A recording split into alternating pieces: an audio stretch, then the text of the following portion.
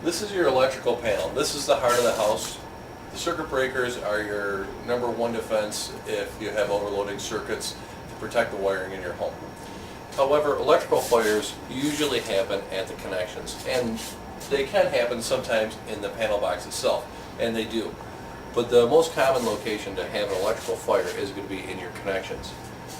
Your connections are located in all your devices, whether it's an outlet, a switch, a light fixture, or a junction box.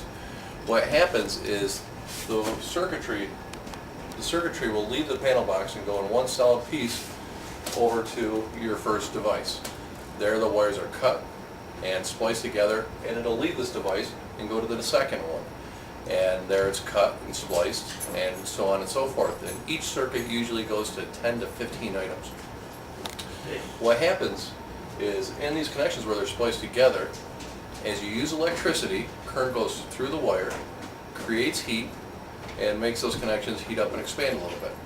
When you stop using electricity, you turn it off, they cool down and contract.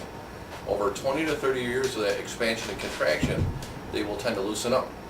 You get a small little arc that will jump that gap, which creates heat and starts to burn the wires.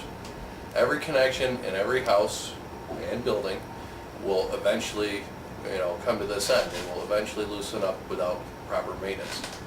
What we've done here for this customer is we've gone through and rebuilt all of his connections. His house is 40 years old and has had no maintenance. So we've gone through and rebuilt all the connections, and we've tightened up all those connections. Additionally, we've rebuilt his house. His house was built like the Christmas tree lights, where if you pulled out one light bulb, they would all go out. And that means that each and every time there's something running, every connection in the house is under stress and being worn out evenly. The way we rewired his house is we did it like the new Christmas tree lights. It's a parallel system. If you pull out one light, the rest of them continue to run just fine.